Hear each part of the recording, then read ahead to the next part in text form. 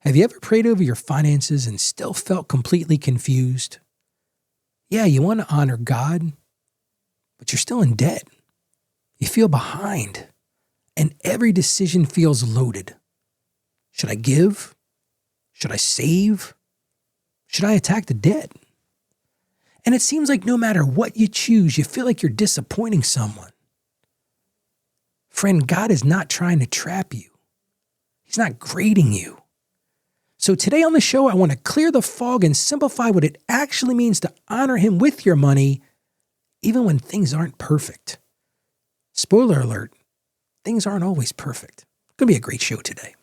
Financially confident Christian, living with purpose and vision, heart, soul, and no division. We ride. Which leads me to today's listener question.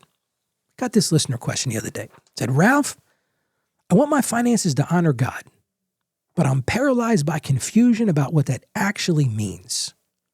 Do I give when I'm in debt? Do I save when other people have needs?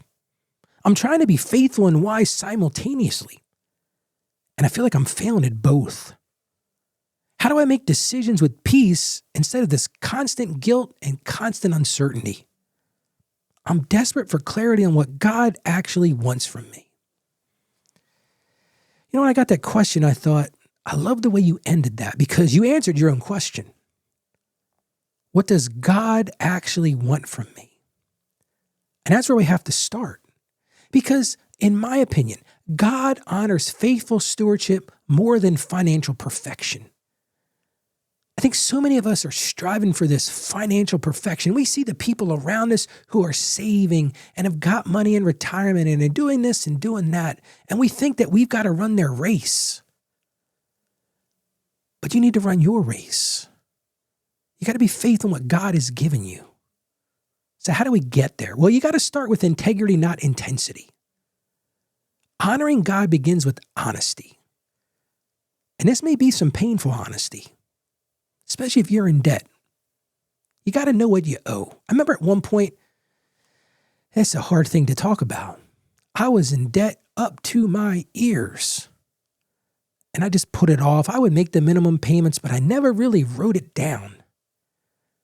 And I knew part of me, I had to put it on paper.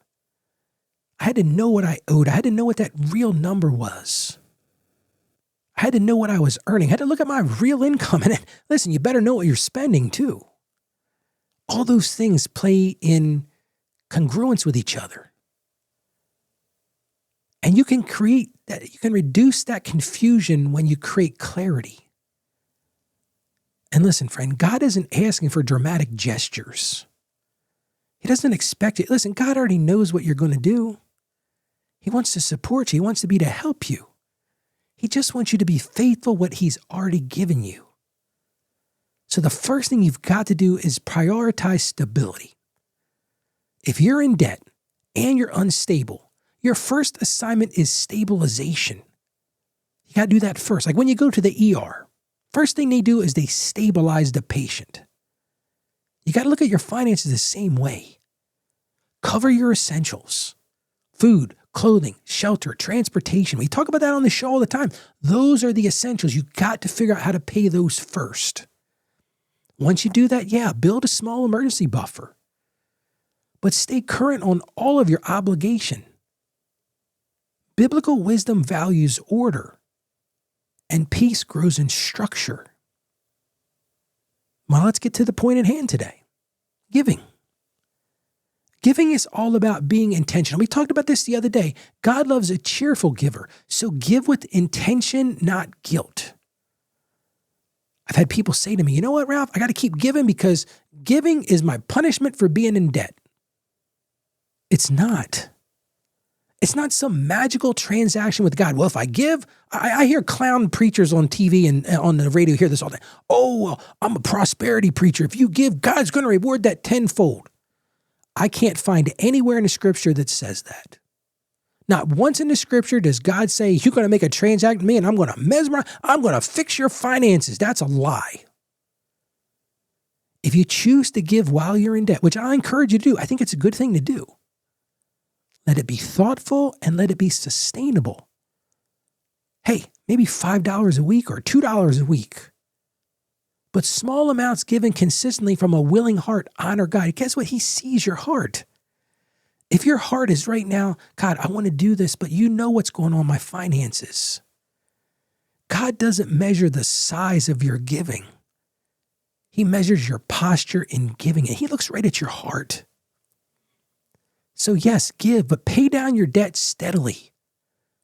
The idea of debt reduction is stewardship, because that's really what it is. It's stewarding the money that God and the resource that God has given you better. You're saying to God, listen, I'm taking responsibility. You don't need to attack it with panic. Be consistent. Be consistent in that reduction because that reflects discipline and humility. God loves discipline and humility. And finally, walk humbly, not perfectly. I've been doing accounting work since I was 8 years old. Now I'm 53. You can do the math. You're not going to get every decision right. And that's okay. It's okay to make mistakes. I start the show every day talking about living in financial shame. Guess what? You know why I say that? Because we've all lived in financial shame. We've all made bad financial decisions. I have a degree in accounting. I've made bad financial decisions. It's okay.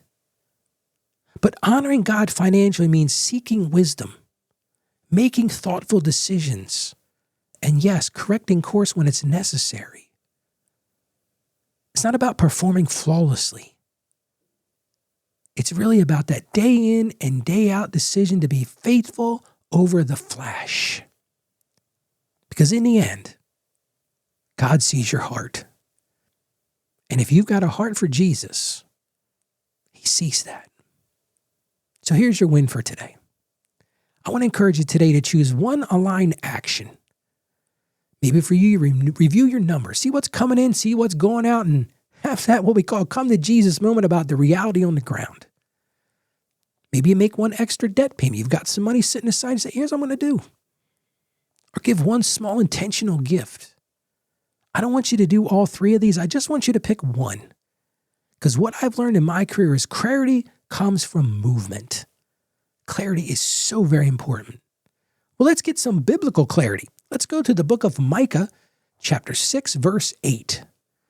Again, Micah 6:8. He has shown you, O mortal, what is good. And what does the Lord require of you?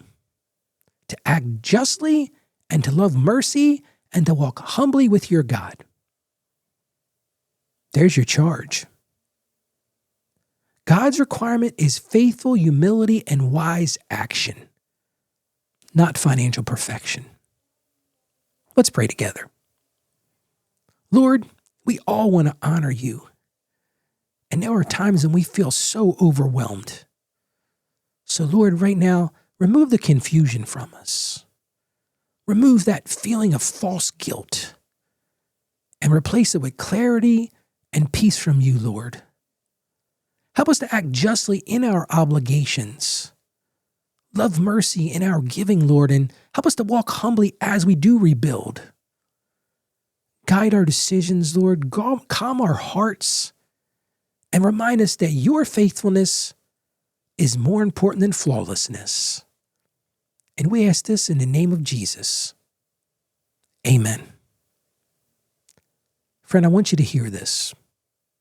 You can honor God right where you are, right where you're at, right now at this moment. Not where you hope to be, right here where you are.